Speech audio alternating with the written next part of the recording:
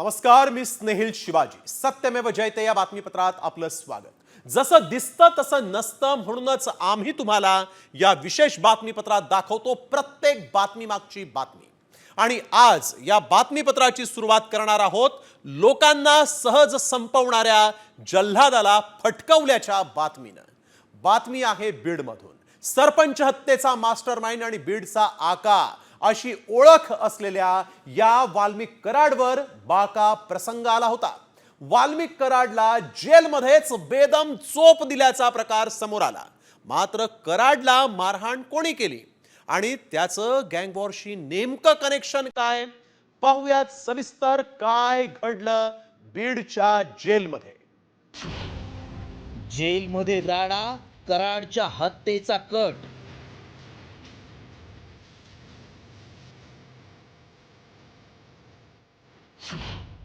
बीडच्या आकाला कुणाचा चोप?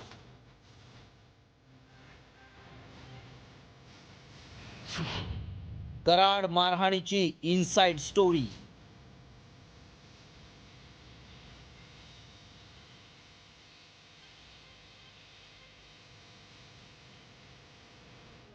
सरपंच संतोष देशमुख हत्येचा मास्टरमाइंड वाल्मिक कराड आणि सुदर्शन घुलेवर बीडच्या कारागृहात हल्ला झाल्याची माहिती समोर आली आहे. जेलमधील बापू आंधळे हत्या प्रकरणातील आरोपी महादेव गित्ते आणि अक्षय आठवलेनं कराड आणि घुलेला मारहाण केल्याची माहिती सूत्रांनी दिली आहे. बीडच्या कारागृहात नेमकं काय घडलं पाहूयात. सकाळी 10:30 ते 11 मध्ये नाश्त्यासाठी सगळे कैदी एकत्र आले. महादेव गित्ते आणि अक्षय आठवले कराडच्या अंगावर धावून गेले. कराडवर हल्ला झाल्यानं घुले मध्ये पडला. गित्ते आणि आठवलेनं कराडच्या 2 कानशिलात लगावल्या. कराडनं खोट्या केसमध्ये अडकवल्याच्या रागातून ही मारहाण करण्यात आली. कराड आणि घुलेवरचा हल्ला टोळी युद्धातून झाल्याचं सुरेश धसांनी म्हटलंय. तर या प्रकरणी कारवाईची मागणी अंजली दमानी यांनी केली आहे. महादेव गित्ते आरोपी, मला वाटतं त्यांनी फेसबुक, व्हॉट्सअप पोस्ट टाकल्या होत्या, परंतु आतमध्ये गेल्याच्या नंतर हे हाणामाऱ्या आज झालेल्या आहेत. बीडच्या जेलमध्ये काही बी होऊ शकतं ना. बीडच्या जेलमध्ये माझी तर माहिती अशी आहे की या आकांना स्वतंत्र जेवण सुद्धा पुरवठा होतोय, इथपर्यंत माहिती माझ्याकडे आलेली आहे. आणि एक स्पेशल कोणता तरी फोन आहे ज्याच्यावरून आकांचा डायरेक्ट कनेक्शन कोणत्या तरी परळीतल्या एका फोनशी होतं. जेलमध्ये जे झालं ती फार मोठ्या प्रमाणात भांडणं जास्त झाली अशी माहिती मला मिळते. आणि त्यात 1-2 चापट्या कराडला मारण्यात आल्या होत्या, पण मोठ्या प्रमाणात जी झाली ती आरडाओरडा आणि भांडणं झाली आणि ती 2 गटांमध्ये झाली. आता याच्यावरनं आपल्याला हेच सिद्ध होत आहे की ह्या ज्या टोळ्या होत्या वेगवेगळ्या आणि त्यांच्यातली टोकाची जी भांडणं होती ती आज स्पष्टपणे बाहेर येताना दिसत आहेत. कराडवर हल्ला करणारा महादेव गित्ते हा मरळवाडीचे सरपंच बापू आंधळे हत्या प्रकरणी अटकेत आहे. इतकंच नाही तर तो बबन गित्तेचा राईट हँड आहे. या हल्ल्यानंतर याच शशिकांत उर्फ बबन गित्तेनं फेसबुकवर मरना और मारना सब कुछ माफ है अशी पोस्ट केली आहे. तुरुंगात कराडला आव्हान देणारा बबन गित्ते कोण आहे पाहूया. मराळवाडीचे सरपंच बापू आंधळे हत्या प्रकरणातला आरोपी आहे. बबन गित्ते गेल्या 9 महिन्यांपासून फरार आहे, मात्र सोशल मीडियात सक्रिय आहे. बबन गित्ते शरद पवारांच्या राष्ट्रवादीचा उपाध्यक्ष आहे. ऑगस्ट 2023 मध्ये प्रदेशाध्यक्ष जयंत पाटलांनी त्याला नियुक्तीपत्र दिलं. राष्ट्रवादी प्रवेशावेळी गाड्यांचा मोठा ताफा नेल्यानं तो चर्चेत होता. कराड आणि बबन गित्ते यांच्यात जुनी दुश्मनी आहे. बीडमधल्या या टोळ्यांमधलं युद्ध आता थेट कारागृहाच्या आत सुरू झालंय. त्यामुळे बीडमध्ये नवं अंडरवर्ल्ड तयार होतंय का? बीडच्या कारागृहात टोळी युद्ध होईपर्यंत पोलीस प्रशासन नेमकं काय करत होतं असे अनेक प्रश्न निर्माण झालेत. त्यामुळे बीडमध्ये तुरुंगाच्या आतल्या आणि बाहेरच्या टोळ्या संपवण्याचं मोठं आव्हान बीड पोलिसांसमोर आहे. योगेश काशीसह ब्युरो रिपोर्ट, साम टीव्ही न्यूज, बीड. तर वळूया पुढील बातमीकडे. जेलमध्ये कराड आणि गित्ते टोळीमध्ये राडा झाल्यानंतर तातडीनं आरोपी महादेव गित्तेला दुसरीकडे आता हलवण्यात आलेला आहे. महादेव गित्तेसह 4 आरोपींची संभाजीनगरच्या हर्सुल कारागृहात रवानगी करण्यात आली आहे. दरम्यान वाल्मिक कराडच्या सांगण्यावरून आम्हालाच मारहाण झाली असा दावा महादेव गित्ते यानं केला आहे.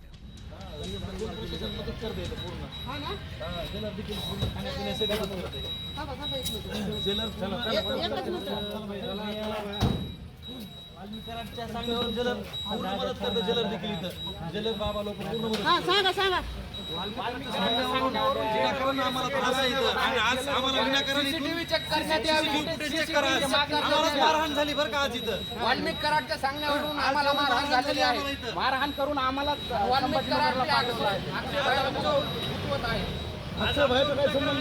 काही संबंध नाही. आक्षेपाचा काही संबंध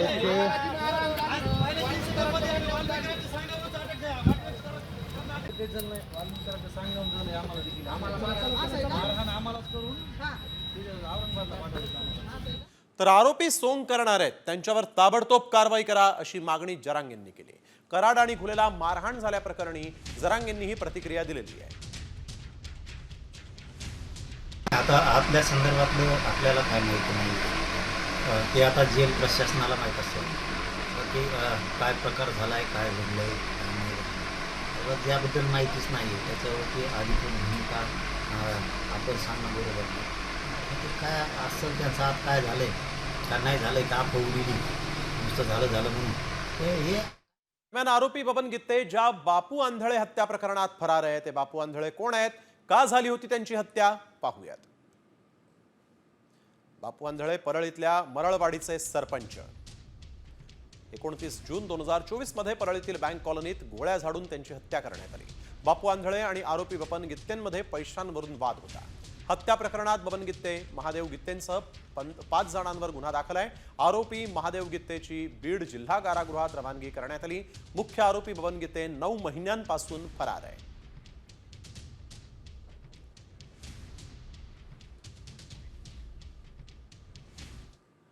बीडचा आका वाल्मिक कराड राख पवनचक्कीच्या खंडणीचं कनेक्शन पुरताच मर्यादित होता. मात्र आता याच बीडच्या आकाचं थेट बॉलिवूड पर्यंत कनेक्शन समोर आलेलं आहे. ते नेमकं कसं, पाहूयात या स्पेशल रिपोर्टमध्ये. कराडचा नवा कारनामा समोर.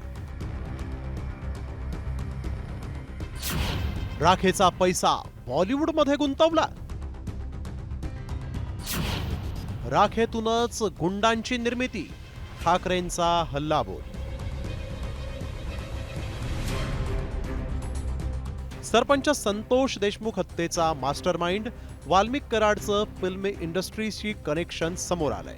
इव्हेंट मॅनेजमेंट आणि दहशत निर्माण करणारा वाल्मिक कराड आता फिल्म प्रोड्युसर असल्याचं समोर आलं. त्याचं ओळखपत्र सोशल मीडियावर व्हायरल झालंय. यामध्ये Valmik Indian motion picture producer असोसिएशनचा सभासद असल्याचं समोर आल्यानं पोलीसही चक्रावून गेलेत. या कार्डवर 23480 हा मेंबर नंबर असल्याचं स्पष्ट झालंय. मात्र या बॉलिवूड कनेक्शनचं मूळ परळीतील औष्णिक विद्युत केंद्राच्या राखेत असल्याचं म्हटलं जात आहे. तेही कसं, पाहूयात. परळीच्या राखेचं काळं अर्थकारण. परळी औष्णिक विद्युत केंद्रातून 600 ते 700 ट्रक राखेची अवैध वाहतूक. एक ट्रक राखेला 18,000 ते 20,000चा भाव. याचाच अर्थ दिवसाला तब्बल 1 ते 1.25 कोटीच्या राखेची विक्री. महिन्याभरात 36 कोटी तर वर्षाला 450 कोटींची कमाई. 52 वर्षांपासून हजारो कोटींच्या राखेची माफियांकडून विक्री. अनेक वर्षांपासून राखेच्या वाहतुकीसाठी अधिकृत कंत्राट नाही. बंदुकीच्या धाकावर माफियांकडून अधिकाऱ्यांवर दादागिरीचा धक्कादायक प्रकार. एवढंच नाही तर कराडच्या काळ्या धंद्याची यादीच सुरेश धस यांनी वाचली आहे. राख, वाळू, ह्याची बदली इकडं करा, त्याची बदली तिकडं करा. एका दिवसात तर ह्या पोलीस स्टेशनचं त्या पोलीस स्टेशन. आकाचं नाही ऐकलं की गेलाच. दुसरीकडे संतोष देशमुखांच्या हत्येला कारणीभूत ठरलेल्या पवनचक्की कंपनीकडून मागितलेल्या खंडणी आणि औष्णिक विद्युत केंद्राच्या मुळाशी जन्माला येणाऱ्या गुन्हेगारीचा राज ठाकरेंनी उल्लेख केलाय. बरं, तुमच्या अंगामध्ये नसामध्ये जर एवढी क्रूरता भरलेली असेल ना, मी दाखवीन जागा, तिथे जा. पण हे सगळं झालं कशात? त्या विंडमिल, तिकडची ऍश, तो तिकडचा जो काय प्रकल्प, त्याच्यात निर्माण होणारी जी काही ती राख आहे, म्हणजे मी आजपर्यंत ऐकलं होतं की राखेमधनं फिनिक्स पक्षी उभारी घेतो. आमच्या बीडमध्ये राखेतनं गुंड तयार होतात. राखेतून निर्माण झालेलं काळं साम्राज्य आणि पवनचक्क्यांच्या मुळाशी फोफावत असलेली गुन्हेगारी कराडला बॉलिवूड पर्यंत घेऊन गेली आहे. मात्र या सगळ्यात बीड जिल्ह्यातील कायदा सुव्यवस्थेची राख रांगोळी झाली. त्यामुळे आता राख आणि पवनचक्क्या कंपन्यांकडून खंडणीच्या प्रकारातून निर्माण होत असलेल्या गुन्हेगारीवर थेट घाव घालण्याची गरज आहे. ब्युरो रिपोर्ट, साम टीव्ही न्यूज. तर बीड जिल्हा कारागृहात जे घडलं ते चुकीचं. अक्षय आठवलेला दुसरीकडे का हलवलं नाही? आरोपी महादेव गीतेची पत्नी मीरा गीतेनं हा आरोप केलाय. कराडच्या सांगण्यावरून आम्हाला मारहाण झाली असं महादेव गीतेनं म्हटलंय, असं देखील यावेळेस मीरा गीते यांनी म्हटलेलं आहे.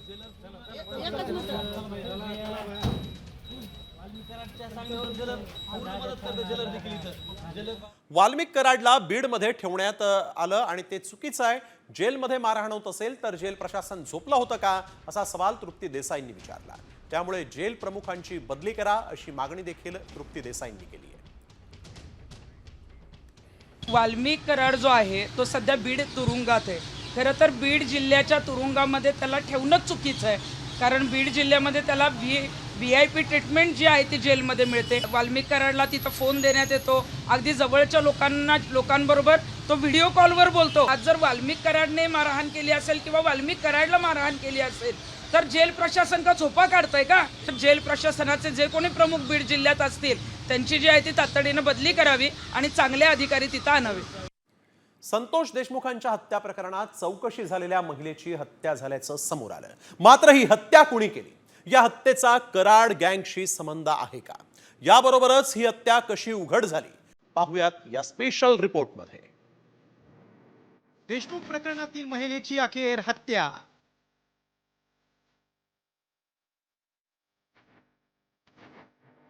सडलेला मृतदेह, जागेवरच अंत्यविधी.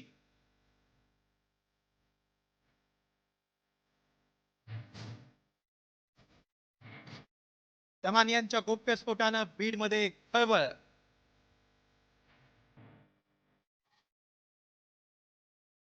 सरपंच संतोष देशमुख हत्या प्रकरणाला अनैतिक संबंधाचं वळण देण्यासाठी एक महिला तयार करण्यात आल्याची चर्चा होती. नेमक्या त्याच महिलेची कळंबमध्ये 7 ते 8 दिवसांपूर्वीच हत्या झाल्याचा गौप्यस्फोट अंजली दमानी यांनी ट्विट करून केलाय. त्यांच्या ट्विटवरून बीडमध्ये खळबळ उडाली.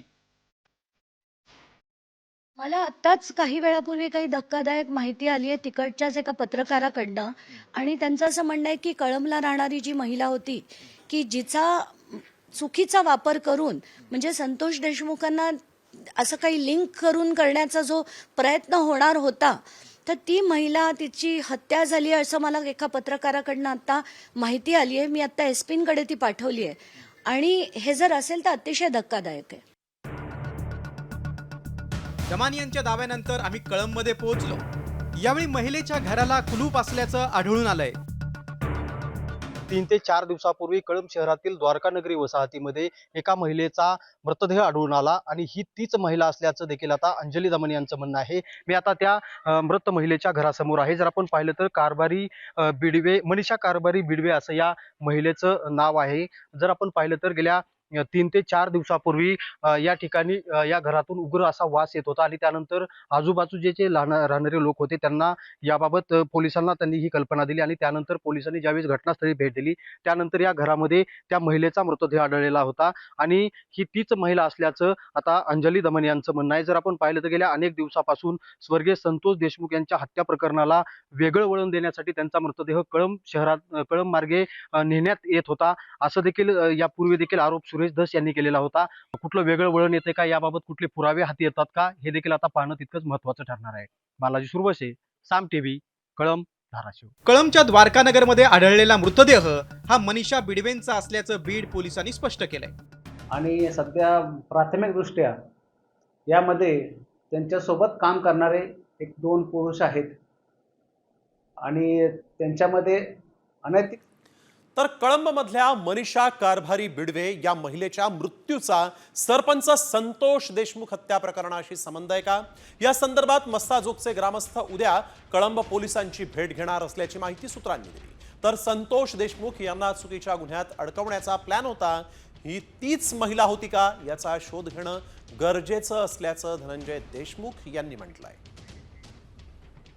कालपासून एक बातमी येत आहे की जी महिला होती, जी संतोष अण्णा देशमुख यांची हत्या केल्यानंतर त्यांना चुकीच्या गुन्ह्यामध्ये अडकवण्याचा जो आरोपींचा प्लॅन होता, तो प्लॅन करण्यामध्ये ती महिला आणि हे सगळे आरोपी आणि हे कट कारस्थान करणारे जे सगळे होते, त्याच्यामध्ये नेमकी तीच महिला होती का, त्याच महिलेची आता हत्या झाली का, याबाबत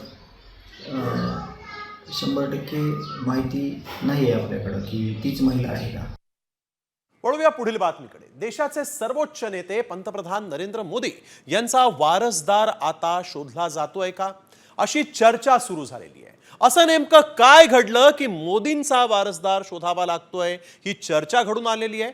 नेमकं मोदी महाराष्ट्रात आल्यामुळे काय घडतंय, राजकारण कोणत्या दिशेनं जात आहे, मोदींचा वारसदार नेमका कोण, काय नेमकी चर्चा आहे, पाहूयात सविस्तर या बातमीपत्रामध्ये.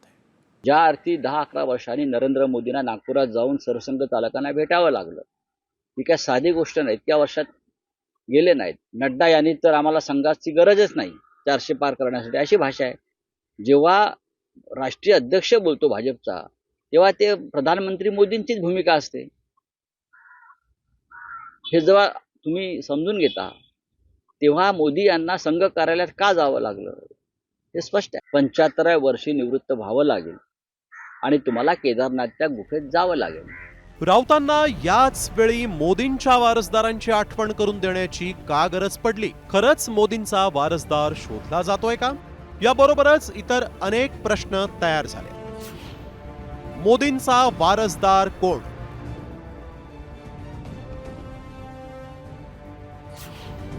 मोदींचा वारसदार महाराष्ट्रातून? संघच ठरवणार मोदींचा वारसदार? हा दावा जरी विरोधकांनी केला असला तरी त्यामागे मोदींचाच एक अलिखित नियम कारणीभूत ठरलाय. पार्टी विथ डिफरन्स म्हणून विशेष ओळख सांगणाऱ्या भारतीय जनता पक्षात वयाची 75 पूर्ण करणाऱ्या नेत्यांना आपल्या जबाबदारीतून मुक्त करण्यात येतं, असा हा नियम आहे. मोदींचा वारसदार ठरवणारा नियम काय, पाहूयात. वयाची 75 वर्ष पूर्ण करणाऱ्या नेत्यांना महत्वाच्या पदापासून दूर करण्यात येतं. या ज्येष्ठ नेत्यांचा समावेश सल्लागार मंडळामध्ये करण्यात येतो. या नेत्यांना निवडणुका आणि मंत्रिमंडळात प्रवेश दिला जात नाही. वयाची 75 पूर्ण करणाऱ्या अनेक नेत्यांना जबाबदारीतून या आधी याच नियमाचा दाखला देत पदं नाकारली. मोदी रविवारी नागपुरात आले. या नागपूरच्या दौऱ्यात त्यांनी तब्बल 11 वर्षांनंतर रेशीमबागेतील संघाच्या मुख्यालयात जाऊन सरसंघ चालकांशी चर्चा केली. आपल्या पंतप्रधान पदाच्या काळात मोदी पहिल्यांदाच संघाच्या मुख्यालयात गेले आणि त्यामुळे संघ आता मोदींचा वारसदार शोधत असल्याची चर्चा सुरू झाली. आता मोदींचा वारसदार कोण असू शकतो ते देखील पाहूया. केंद्रीय मंत्री अमित शहा यांचं, नंतर केंद्रीय मंत्री नितीन गडकरी, उत्तर प्रदेशचे मुख्यमंत्री योगी आदित्यनाथ यांचंही, तर महाराष्ट्राचे मुख्यमंत्री देवेंद्र फडणवीस यांचंही. मोदींच्या वारसदारांमध्ये ज्या नावांची चर्चा आहे त्यामध्ये तर 2 नावं ही आपल्या महाराष्ट्रातलीच आहेत. त्यामुळे मोदींचा वारसदार हा महाराष्ट्रातूनच असेल असा दावा ठाकरे गटाचे नेते संजय राऊत यांनी केला आहे. संजय राऊतांच्या या दाव्याला देवेंद्र फडणवीसांनीही उत्तर दिलंय. मोदीजी काम करणार आहेत. आमचा सगळ्यांचा आग्रह आहे, आम्ही 2029चे पंतप्रधान म्हणून मोदीजींकडेच बघतो आहे, पूर्ण देश बघतो आहे. भारतीय संस्कृतीमध्ये वडील जिवंत असताना मुलांचा विचार होत नाही, करायचाही नसतो. ही सगळी मुघली संस्कृती आहे की वडील जिवंत असताना मुलं अशा प्रकारचा विचार करतात. त्यामुळे आता कोणाचाही कुठेही उत्तराधिकारी निवडण्याचा वेळही आलेली नाही, तसा प्रश्नही नाही. आणि जोपर्यंत माझा विषय आहे, माझा त्याच्याशी संबंधही नाही. पंतप्रधान नरेंद्र मोदी 17 सप्टेंबर 2025 रोजी आपल्या वयाची 75 वर्ष पूर्ण करणार आहेत. त्यामुळे संघ मोदींचा वारसदार शोधत असल्याचा हा दावा करण्यात आला. मुरली मनोहर जोशी, सुमित्रा महाजन यांसारख्या ज्येष्ठ नेत्यांचा मार्गदर्शक मंडळामध्ये या आधीच समावेश करण्यात आलेला आहे. आता जो नियम मोदींनी आणि त्यांच्या सहकाऱ्यांनी घेतला तोच नियम खुद्द मोदींसाठी देखील लागू होणार का, याचं उत्तर खुद्द मोदीच आपल्या वाढदिवसाच्या दिवशी देतील. ब्युरो रिपोर्ट, साम टीव्ही मराठी. पुढील बातमीकडे. औरंगजेबाच्या कबरीवरून राजकारण पेटलंय. औरंगजेबाची कबर ASI प्रोटेक्टेड, पण उदात्तीकरण होऊ देणार नाही असं मुख्यमंत्री देवेंद्र फडणवीसांनी म्हटलं. औरंगजेबाच्या कबरीवरील सजावट काढा, कबरीवर इथंच औरंगजेबाला गाडलं असा बोर्ड लावा, अशी मागणी राज ठाकरेंनी केली होती.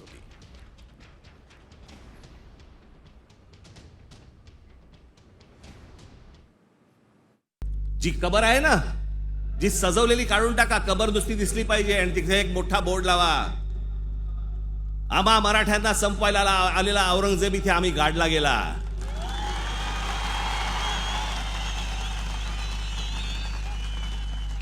हा आमचा इतिहास. ही जी काही कबर त्या ठिकाणी आहे ही ASIची प्रोटेक्टेड कबर आहे. त्यामुळे आम्हाला औरंगजेब आवडो का न आवडो, कायद्याने 50, 60, 100 वर्षापूर्वी त्याला त्या काळामध्ये 60 वर्षापूर्वी प्रोटेक्शन मिळालेलं आहे. आणि म्हणून त्या ठिकाणी जे काही कायदा आहे त्या कायद्याचं पालन करणं ही आमची जबाबदारी आहे. हे मात्र निश्चित आहे, कुठल्याही परिस्थितीमध्ये औरंगजेबाच्या कबरीचं उदात्तीकरण, ग्लोरिफिकेशन आम्ही होऊ देणार नाही. तर बोलघेवड्या भाजप नेत्यांना संघानं चपराक दिली आहे. औरंगजेबाच्या कबरीचा विषय अनावश्यक असल्याचं वक्तव्य राष्ट्रीय स्वयंसेवक संघाचे माजी सरकारी भैयाजी जोशींनी केलेलं आहे. औरंगजेबाचा मृत्यू इथं झाला म्हणून त्याची इथं कबर आहे, ज्याची श्रद्धा असेल तो कबरीवर जाईल, असंही त्यांनी पुढे म्हटलंय. औरंगजेब का अनावश्यक विषय उठाया गया है. एक है, अब उसकी मृत्यु यहाँ हुई तो कबर यहाँ बनी हुई है, जिनको श्रद्धा है वो जाएंगे. हमने तो छत्रपति शिवाजी महाराज का जो नमूना आदर्श है, उन्होंने अफजल खान की भी वहां पर कबर बनवाई थी. वो तो है भारत की ये उदारता की सर्वसमावेशिता का प्रतीक है. वो कबर रहे, जिसको जाना है वो जाए. आणि यानंतर एक मोठी महत्वाची बातमी मुंबईतल्या मालाडमधून. मालाडमध्ये कलश यात्रेदरम्यान तणाव निर्माण झाला होता. कलश यात्रेच्या वेळेस 2 तरुणांना मारहाण झाल्याचा आरोप करण्यात येतोय. मालाडच्या पठाणवाडीतली ही घटना आहे. पोलिसांनी मात्र घटनास्थळी धाव घेत परिस्थिती नियंत्रणात आणली आहे. पोलिसांनी शांततेचं आवाहन देखील केलं. दरम्यान या प्रकरणी एकाला अटक करण्यात आली आहे.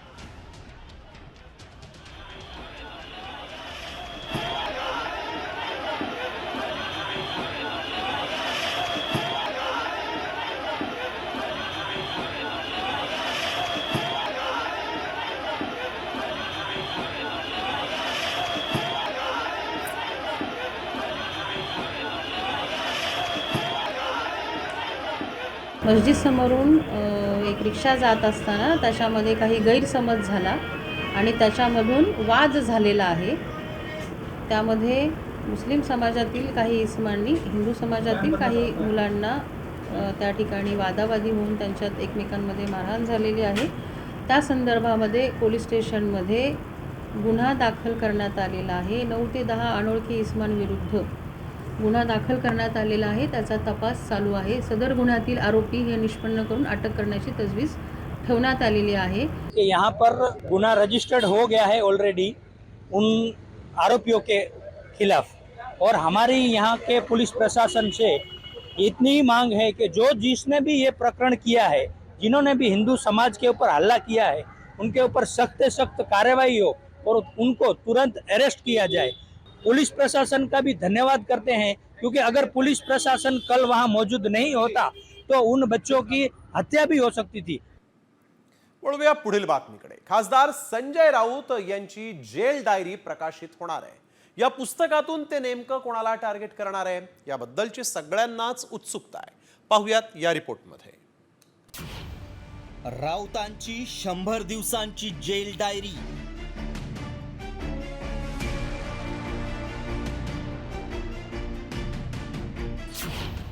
नरकातील स्वर्गमधून करणार गौप्यस्फोट.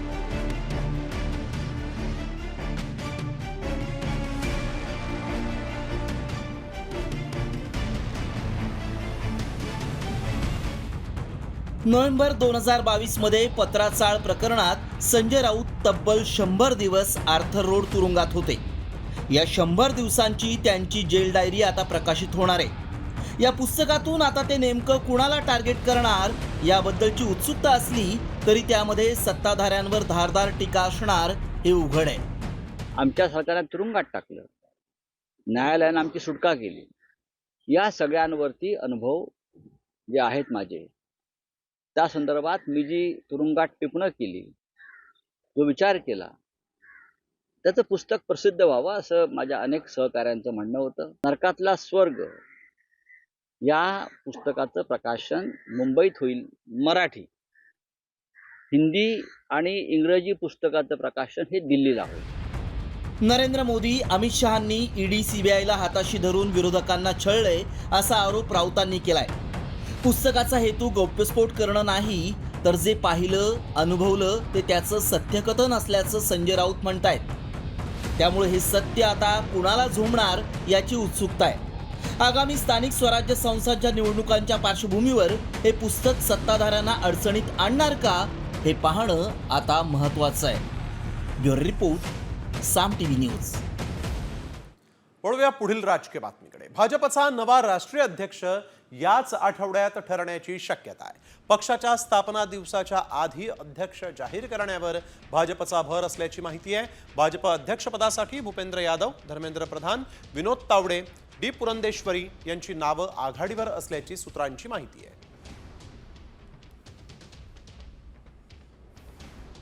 विनोद तावडे, भूपेंद्र यादव, भाजपचा नवा अध्यक्ष कोण त्यामध्ये चर्चेत असलेली नावं आपण बघतोय.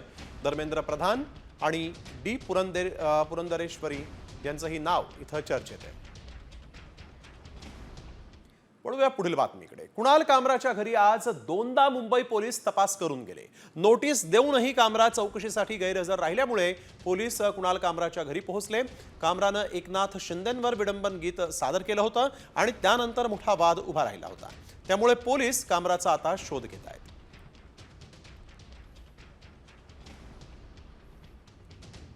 कॉमेडियन कुणाल कामरानं पोलिसांना उद्देशून एक ट्विट केलंय. ज्या पत्त्यावर मी गेल्या 10 वर्षांपासून राहत नाही तिथं जाऊन पोलिसांनी वेळ वाया घालवू नये असं कामरानं ट्विटमध्ये म्हटलेलं आहे. नोटीस देऊनही कामरा चौकशीसाठी हजर न राहिल्यानं पोलीस त्याच्या घरी गेले होते. त्यावरून कामरानं आता हे ट्विट केलेलं आहे. आपल्या ट्विटमध्ये त्यानं नेमकं काय म्हटलंय? गेल्या 10 वर्षांपासून मी जिथे राहत नाही अशा पत्त्यावर जाणं म्हणजे तुमचा वेळ आणि सार्वजनिक संसाधनांचा अपव्यय आहे.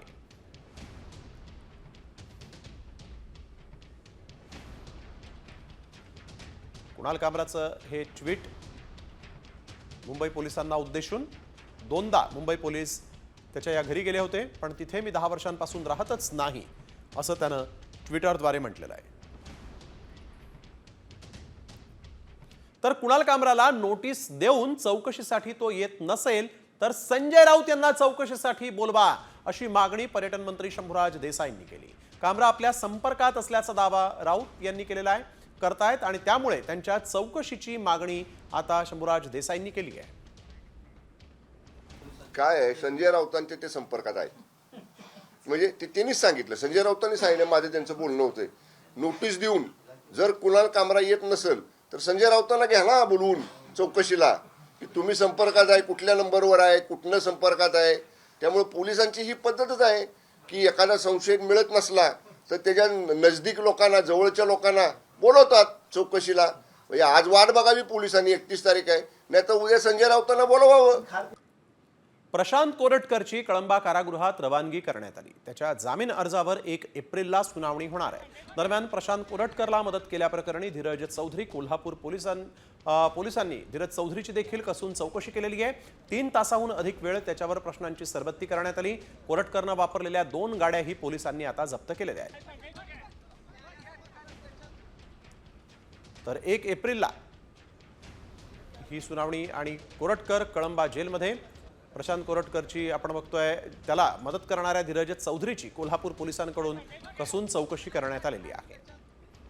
कोरटकरला मदत केल्याप्रकरणी त्याची चौकशी झाली. 3 तास पोलिसांनी प्रश्नांची सरबत्ती त्यावर केली आणि प्रशांत कोरटकरला पळून जाण्यासाठी ज्या 2 गाड्यांचा वापर करण्यात आला होता त्या गाड्या ज्या आहेत त्या देखील आता जप्त करण्यात आलेल्या आहेत. धीरज चौधरीची कोल्हापूर पोलिसांनी कसून चौकशी केलेली आहे. वळूया पुढील बातमीकडे. लाडकी बहीण योजना बंद होणार असल्याचा दावा राज ठाकरेंनी केला आणि यावर भुजबळांनी काय प्रतिक्रिया दिली आहे पाहूयात.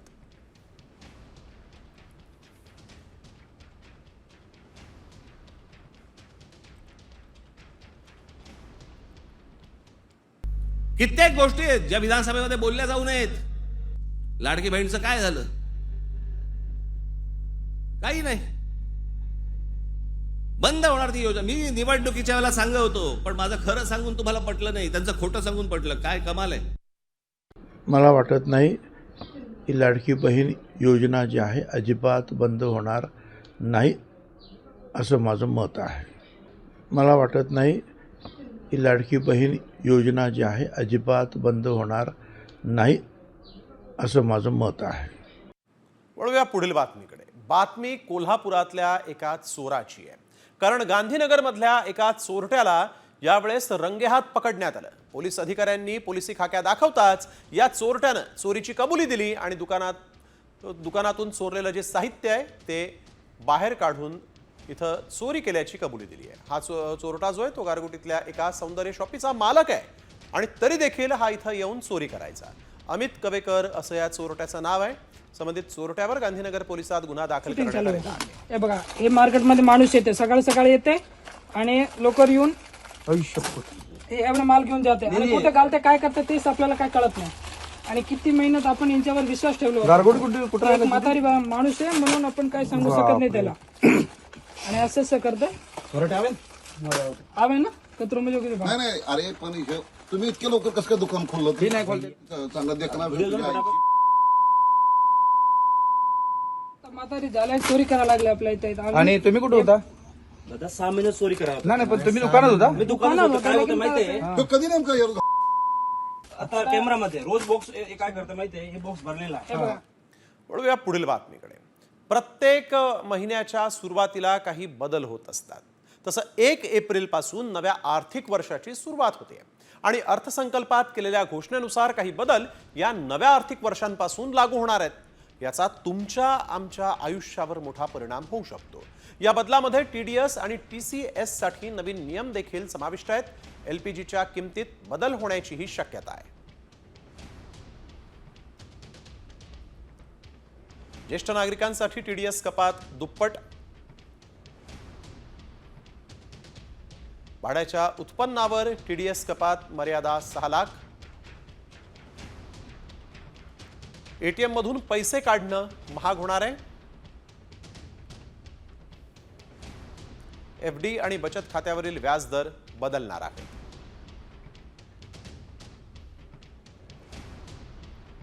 तर LPGच्या किमतीतही बदल होण्याची शक्यता आहे. तर यानंतर आणखी एक महत्त्वाची बातमी. समृद्धी महामार्गावरून प्रवास करणाऱ्यांच्या खिशाला कात्री बसणार आहे. कारण 1 एप्रिलपासून समृद्धी महामार्गावर 19% टोलवाढ लागू करण्यात आलेली आहे. नागपूर ते इगतपुरी हा 625 किलोमीटरचा मार्ग सुरू झाला आहे आणि या मार्गावर प्रवासासाठी 1290 रुपये इतका टोल द्यावा लागणार आहे. पुढील 3 वर्षांसाठी म्हणजेच 31 मार्च 2028 पर्यंत हे टोल दर लागू राहणार आहेत. समृद्धीवरची ही टोलधाड आपण बघतोय. सध्या 1080 रुपये द्यावे लागायचे, परंतु आता नवे दर हे 1290 रुपये. मिनी बससाठी 1745 रुपये सध्याचा दर होता. नवा दर हा 2075 रुपये असेल.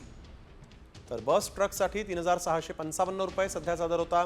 नवे दर 4355 असतील.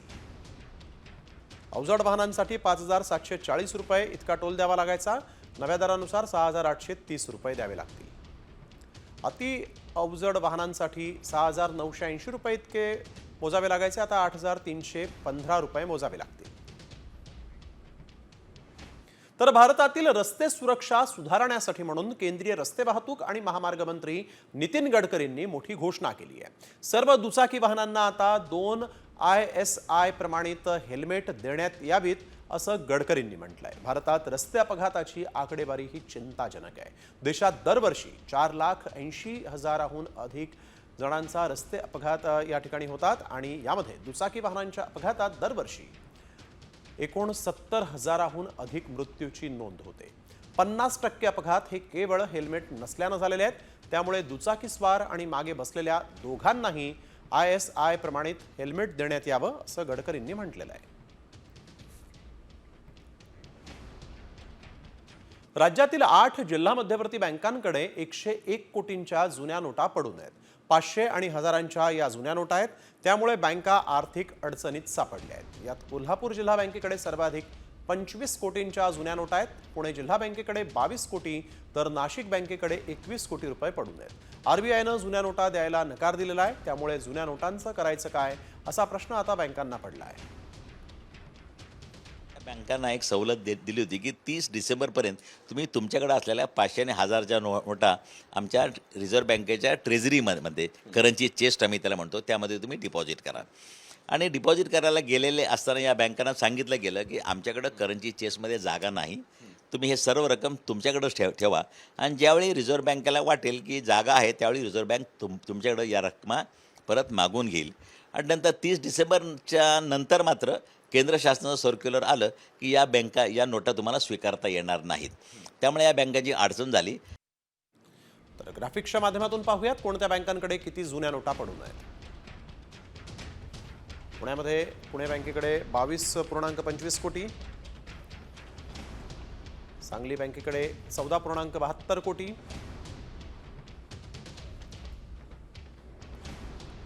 वर्धा बँकेकडे आपण बघतोय वर्धामध्ये 79 कोटी, नागपूरमध्ये 5.3 कोटी, अहमदनगरमध्ये 11.60 कोटी, कोल्हापूर जिल्हा बँकेत 25.28 कोटी रुपयांच्या या नोटा इथं पडून आहेत. नाशिक जिल्हा बँकेकडे 21.32 कोटी. शेतकऱ्यांसाठी एक मोठी बातमी आहे. राज्यातील 1 रुपयात पीक विमा योजना बंद होणार आहे. का असा निर्णय झालेला आहे पाहूयात. शेतकऱ्यांना दिलासा देणारी 1 रुपयात पीक विमा योजना आता येत्या खरीप हंगामापासून गुंडाळली जाण्याची शक्यता आहे. मुख्यमंत्री आणि दोन्ही उपमुख्यमंत्र्यांच्या उपस्थितीत झालेल्या बैठकीत नुकताच हा निर्णय घेण्यात आल्याचं समजतंय. येत्या खरीपापासून अंमलबजावणी करण्याचे निर्देश 26 मार्चच्या पत्राद्वारे कृषी विभागानं आयुक्तांना दिल्याची माहिती आहे. गेल्या अधिवेशनात कृषी मंत्री माणिकराव कोकाटेंनीही याचे संकेत दिले होते. या संपूर्ण 1 रुपयाच्या पीक विमा योजनेमध्ये मोठ्या प्रमाणात गैरप्रकार या ठिकाणी शासनाच्या निदर्शनास आलेले आहेत. त्यामुळे शासन अतिशय गंभीर आहे. या संदर्भामध्ये पीक विमा योजना पुन्हा एकदा विचार करून त्या दृष्टिकोनातून एक अद्ययावत आणि सुटसुटीत अशी पीक विमा योजना राज्य सरकार या ठिकाणी आणू इच्छिते आणि त्यासाठी शासनाचे प्रयत्न सुरू आहेत. 1 रुपयात पीक विमा योजनेतल्या गैरव्यवहारांचा फटका इतर शेतकऱ्यांना बसला. त्यामुळे आगामी योजनेबाबत उत्सुकता लागली. एकीकडे पीक विमा बंद होणार असताना दुसरीकडे देशभरातील शेतकऱ्यांसाठी आनंदाची बातमी आहे. किसान क्रेडिट कार्डची मर्यादा 5 लाख करण्यात आली. आर्थिक वर्ष 2025-26 मध्ये नवा नियम लागू झालेला आहे. किसान क्रेडिट कार्डद्वारे शेतकरी बियाणं, रासायनिक खतं, कीटकनाशकं, कृषी वस्तूंच्या खरेदीसाठी कर्ज घेता येईल. पीक काढणीच्या वेळी देखील त्याचा वापर करता येतो. केंद्रीय अर्थमंत्री निर्मला सीतारामन यांनी अर्थसंकल्पामध्ये किसान क्रेडिट कार्डची मर्यादा 5 लाखांपर्यंत वाढवण्याची घोषणा केली होती.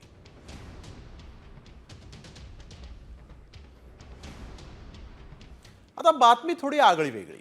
तुम्ही कधी बोलणारा कावळा पाहिलाय का? होय, कावळाही माणसांप्रमाणे बोलतोय. हे ऐकून तुम्हाला विश्वास बसणार नाही, पण तुम्हीच बघा हा कावळा कसा बोलतोय. पाहिलाय का कधी बोलणारा कावळा?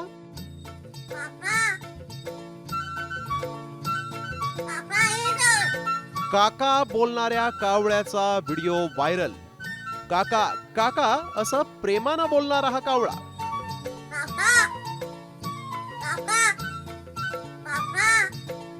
सध्या या कावळ्यानं सोशल मीडियावर चांगलाच भाव खाल्लाय. अगदी माणसांप्रमाणेच हा कावळा काका म्हणून हाक मारतोय.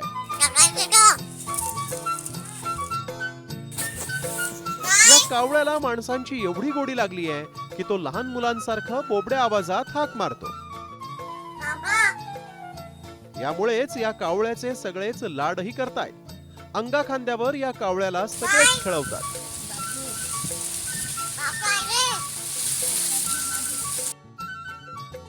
काल जून महिन्यात 28 तारखेला आम्हाला भेटलेला झाडाखाली.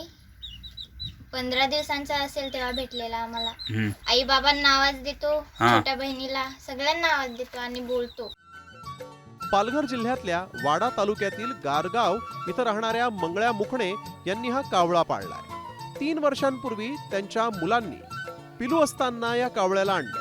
कुटुंबातील सदस्याप्रमाणेच या कावळ्याला सगळ्यांनी लळाही लावला. त्याला वेळेत खाणं पिणं अशा सगळ्या सुविधा या कावळ्याला दिल्या गेल्या. मुलं जशी बोलतात अगदी तसाच हा कावळाही बोलू लागला. आता या कावळ्याच्या सगळेच प्रेमात पडलेत. त्याला पाहण्यासाठी लांबून लांबून लोकही येऊ लागलेत. तू कोण र काल्या ना तू? याआधी तुम्ही अण्णा अण्णा बोलणारा कोंबडा पाहिला होता.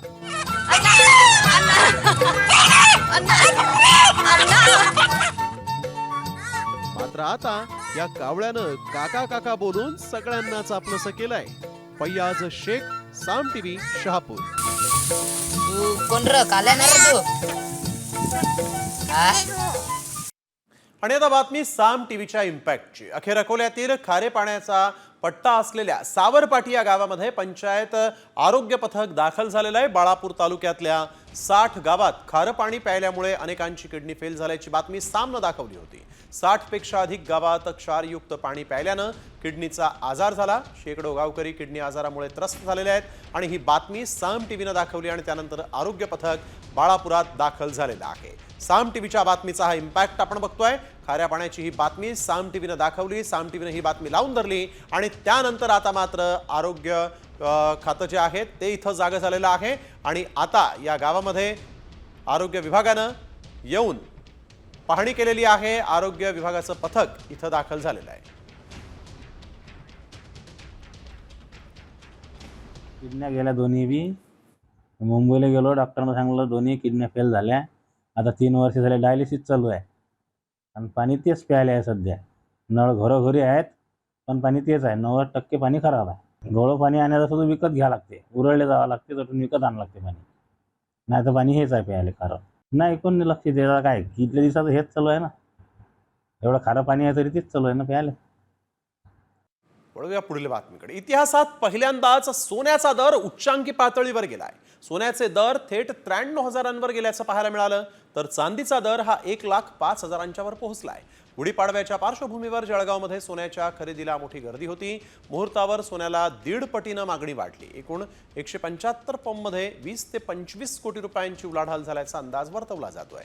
गेल्या काही दिवसांपासून सोन्या चांदीच्या भावामध्ये चढ उतार होत आहेत. राज्यातल्या शेतकऱ्यांवर संकटाचं सावट आहे का ते पाहूयात. राज्यात उन्हाचा तडाखा बसत असतानाच अवकाळी पावसाचंही संकट येऊन ठेपलंय. राज्यात अनेक जिल्ह्यांमध्ये वादळी वारा आणि मेघगर्जनेसह पाऊस होणार असल्याचा अंदाज व्यक्त केल्यामुळे रब्बीच्या हंगामावर संकट निर्माण झालंय. हवामान विभागानं 10 जिल्ह्यांना पावसाचा येलो अलर्ट दिलाय. या जिल्ह्यांमध्ये ताशी 40 किलोमीटर वेगानं वादळी वारे वाहण्याचा अंदाज व्यक्त केलाय. शेतकऱ्यांना त्यांचं धान्य सुरक्षित ठिकाणी ठेवण्याच्या सूचना दिल्यात. अप्रैल 1 से और अप्रैल 2 और अप्रैल 2 और अप्रैल 3 में हम उसका ज़्यादा इंटेंसिटी मतलब मैं एक्सपेक्ट कर रहा है. और पुणे के अलावा जो नियर बाई जो मराठवाड़ा विदर्भ ये एरिया में भी हम एक्सपेक्ट कर रहे हैं. राज्यात सध्या ऊन पावसाचा खेळ सुरू आहे. उन्हाच्या तडाख्यात पावसाचा शिडकाव झाल्यामुळे काहींना दिलासा मिळत असला तरी शेतकऱ्यांसाठी मात्र हा पाऊस संकट घेऊन येतोय. विदर्भामध्ये उन्हाचा तडाखा कायम आहे. सर्वच जिल्ह्यात पारा 40शी पार गेलाय. विदर्भातील ब्रह्मपुरी, चंद्रपूर, अकोल्यात 42 अंश इतक्या तापमानाची नोंद झाली आहे. हवामान विभागाच्या अंदाजानुसार पुढचे 2 दिवस तापमानात वाढ होण्याची शक्यता आहे. एकीकडे सूर्य आग उगतोय, दुसरीकडे 2 आणि 3 एप्रिल रोजी काही ठिकाणी पावसाचा अंदाज व्यक्त करण्यात आलाय. विजांच्या कडकडाटासह पावसाची शक्यता वर्तवली जाते. अकोल्यामध्ये 42.3 अंश सेल्सिअस इतकं तापमान आहे. अमरावतीमध्ये 41.2, ब्रह्मपुरीमध्ये 42.2, तर चंद्रपूरमध्ये 42.4, गडचिरोलीमध्ये 41.4, नागपुरात 41.2, वर्ध्यामध्ये 41.2 आणि यवतमाळमध्ये देखील 41.2 इतकं तापमान आहे. तर बातमी नाशिकमधून आहे. रविवारी शहरात हंगामातील सर्वात उच्चांकी तापमानाची नोंद झाली. पारा 39.2 अंशांवर पोहोचला होता. ढगाळ वातावरणानं उष्मा वाढलाय. दरम्यान आजपासून नाशिकला 3 दिवस पावसाचा येलो अलर्ट देण्यात आलेला आहे. जिल्ह्यासह घाटमाथ्याच्या परिसरात विजांच्या कडकडाटासह पाऊस होण्याचा अंदाज आहे. तुरळक ठिकाणी गारपीट होण्याचीही शक्यता आहे. तुम्हाला जर पापलेट मासा आवडत असेल तर मिळणं कठीण होणार आहे, कारण पापलेट मासा गायब होतोय. पाहूयात नेमकं काय आहे कारण. राज्य मासा पापलेट तुमच्या ताटातून गायब होण्याची शक्यता आहे, कारण पापलेट माशाच्या लहान पिलांची कत्तल होतीये. त्यामुळे महाराष्ट्राचा राज्य मासा आता संकटात सापडलाय. बेसुमार केली जाणारी मासेमारी आणि पर्सिसन नेट मासेमारीचा थेट परिणाम मत्स्य उत्पादनावर होतोय. 40 ग्राम 25-50 ग्रामचे असे छोटे मासे हे कत्तल मासे केले जाते आणि त्यामुळे त्या मत्स्य उत्पादनावर फार मोठा परिणाम होईल. तरी शासनानं त्वरित त्या मासेमारी अंमलबजावणी करून ह्या बेसुमार छोट्या किशोरवयीन मासेमारी बंदीवर त्वरित कारवाई करावी, जेणेकरून ह्या माशाचं पुढच्या दृष्टीनं वाढ होईल. सातपाटी इथं 2022-23 साली 107 टन पापलेट सापडले होते. मात्र आता 2023-24 साली फक्त 63 टन पापलेट मासा मिळालाय. त्यामुळे लहान माशांची कत्तल सुरू राहिल्यास पापलेट ताटातून गायब होण्याची भीती आहे. यानंतर एक संतापजनक बातमी. आजकालच्या विवाहित महिलांना झालाय तरी काय असा सवाल उपस्थित होतोय. मेरठ हत्याकांडामुळे निळं ड्रम आणि सिमेंट चर्चेत असताना आता पुन्हा एकदा हीच घटना चर्चेत आलेली आहे, कारण एका अभियंत्याला त्याच्या पत्नीनं ठार मारण्याची धमकी दिली. तसंच मी तुझ्या मृतदेहाचे तुकडे तुकडे करून ड्रममध्ये भरून ठेवीन अशी धमकी अभियंत्याला त्याच्या पत्नीनं दिली. पत्नीला तिच्या प्रियकरासोबत रंगेहात पकडलं होतं आणि त्यानंतर पत्नीनं अभियंता पतीला मारहाण केली. ही धक्कादायक घटना उत्तर प्रदेशमधली आहे. गौंडा इथं ही घटना घडलेली आहे. विशेष म्हणजे दोघांचा 2016 मध्ये प्रेमविवाह झाला होता. दरम्यान धमकी प्रकरणात पोलिसात आता तक्रार दाखल करण्यात आलेली आहे.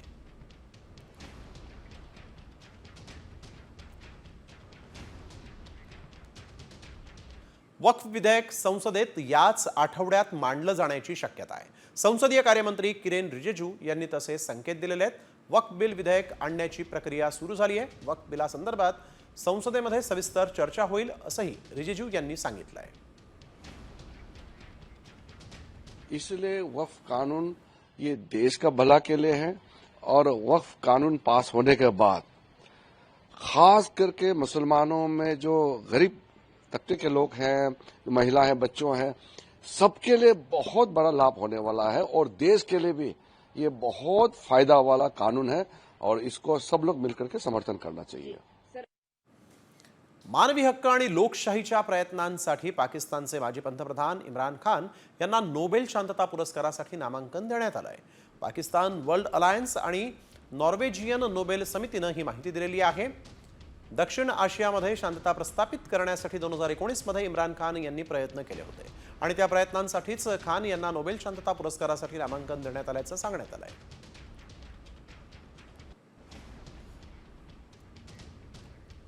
वळूया पुढील बातमीकडे. मलायका अरोराच्या आयुष्यात आता नव्या प्रेमाची एंट्री झाल्याची चर्चा सुरू आहे, कारण मलायकाचा व्हायरल होणारा एक फोटो.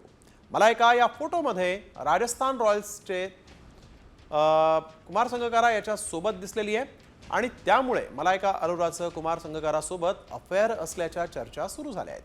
दोघांमध्ये नक्की काय सुरू आहे असे प्रश्नही विचारले जात आहेत.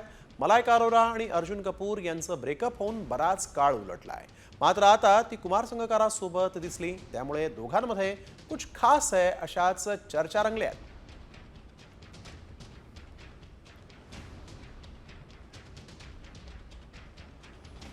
सलमान खाननं चाहत्यांना ईदच्या शुभेच्छा दिल्या. बुलेट प्रूफ काचेतून यावेळेस सलमाननं आपल्या चाहत्यांना शुभेच्छा दिलेल्या आहेत. सलमानला पाहण्यासाठी हजारो चाहत्यांनी त्याच्या वांद्र्यातील गॅलेक्सी या इमारतीबाहेर गर्दी केली होती आणि यावेळेस बुलेट प्रूफ काच लावलेल्या या गॅलरीतून सलमान खाननं आपल्या चाहत्यांना ईदच्या शुभेच्छा दिल्या आहेत.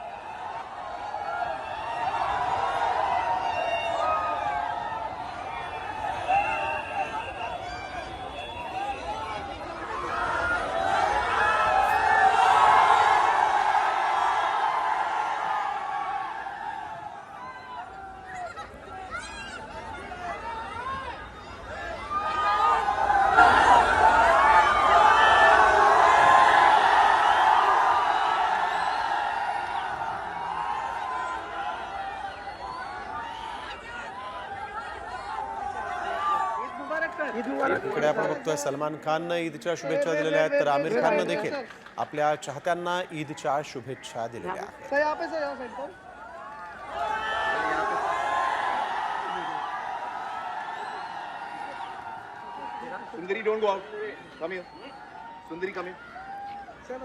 आता बातमी सगळ्यांना सावध करणारी आहे. आईच्या दुधातून बाळाच्या पोटात प्लास्टिक जात आहे, होय असा दावा करण्यात आलेला आहे. हा दावा गंभीर आहे आणि यामुळे बाळांना धोका होत असल्याचाही दावा केल्यानं आम्ही या दाव्याची पडताळणी केली आणि त्यावेळेस काय सत्य समोर आलं पाहूयात. ब्रेस्ट मिल्क मध्ये मायक्रोप्लास्टिक सापडत आहेत. पॉलिमर्सच्या एका स्टडीनुसार 34 ब्रेस्ट मिल्क सॅम्पल्सपैकी 26 ब्रेस्ट मिल्क सॅम्पलमध्ये मायक्रोप्लास्टिक सापडलेत. या मायक्रोप्लास्टिकची साईज 2 ते 12 मायक्रोमीटर इतकी लहान आहे. म्हणजे रोजच्या वापरातल्या प्लास्टिकच्या गोष्टी ह्या आपल्या पोटात जाऊन आपल्या इंटेस्टाईनमधून, रक्तवाहिन्यांमधून ब्रेस्ट मिल्कमध्ये मायक्रोप्लास्टिक दिसतील, ही साईज इतकी लहान आहे. हा दावा धक्कादायक आहे. आईच्या दुधातून बाळाच्या पोटात मायक्रोप्लास्टिक जात असल्याचा दावा करण्यात आलाय. खरंच आईच्या दुधातून बाळाच्या पोटात प्लास्टिक जाणं शक्य आहे का? दुधातून प्लास्टिक पोटात गेल्यास बाळावर काय परिणाम होतात? आईच्या दुधात प्लास्टिक. दुधातील प्लास्टिकचा बाळाला धोका. व्हायरल व्हिडिओ मागचं सत्य काय?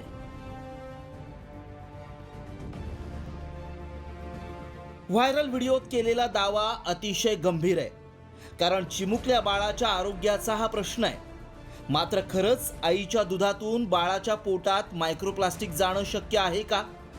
प्लास्टिक हे हानिकारकच आहे, पण बाळाच्या पोटात ते गेल्यास काय परिणाम होऊ शकतात याची माहिती सांगणं अत्यंत गरजेचं आहे. कारण लहान मुलांना प्रत्येक आई ही दूध पाजते. इतकंच नाही तर प्लास्टिकच्या बाटलीतूनही बाळांना दूध दिलं जातं. त्यामुळे आमच्या टीमनं याची सत्यता जाणून घेण्यासाठी तज्ज्ञांचा सल्ला घेतला. त्यांना व्हायरल व्हिडिओ दाखवला आणि यामागचं सत्य जाणून घेतलं. आईच्या दुधातनं मायक्रोप्लास्टिक बाळाला जातं आणि ते बाळाच्या शीमध्ये सापडलेलं आहे. तसंच जी मुलं बॉटल फिडिंग करतात त्यांच्यामध्ये मोठ्या माणसांपेक्षा 10 पट मायक्रोप्लास्टिक सापडलेलं आहे.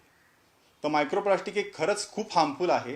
त्याच्याविषयी स्टडीज चालू आहेत की मायक्रोप्लास्टिक कशाला अफेक्ट करतं. तर मायक्रोप्लास्टिक आपल्या हार्मोन्सला प्रॉब्लेम करू शकतं, मायक्रोप्लास्टिक ॲलर्जीज क्रिएट करू शकतं, मायक्रोप्लास्टिक टेस्टिसमध्ये देखील जाते आणि रिप्रोडक्शनला प्रॉब्लेम क्रिएट करू शकतं. तर याच्याविषयी रिसर्च चालू आहे. त्यामुळं आमच्या पडताळणीत काय सत्य समोर आलं पाहूयात. आईचं दूध हे बाळासाठी आरोग्यदायी आहे. आईच्या दुधातून बालकांमध्ये मायक्रोप्लास्टिक जातं ही वस्तुस्थिती आहे. मायक्रोप्लास्टिक म्हणजे 5 मायक्रॉनपेक्षा कमी आकाराचं प्लास्टिक. प्लास्टिक वस्तूंचा वापर करणाऱ्या आईच्या दुधात मायक्रोप्लास्टिक आढळलं. मायक्रोप्लास्टिकमुळे मेंदू, हार्मोन्स, प्रजनन क्षमतेवर परिणाम होतो. 2022 मध्ये नेदरलँडमध्ये संशोधन करण्यात आलं होतं. त्यात 22 व्यक्तींपैकी 17 व्यक्तींमध्ये मायक्रोप्लास्टिक आढळून आलं. भारतातही यावर संशोधन सुरू आहे. मात्र प्लास्टिकचा वापर जास्त प्रमाणात केल्यास आईच्या दुधातून बाळाच्या पोटात मायक्रोप्लास्टिक जात असल्याचा दावा सत्य ठरलाय. तरी देखील बाळासाठी आईचं दूधच आरोग्यदायी असतं. ब्युरो रिपोर्ट, साम टीव्ही न्यूज.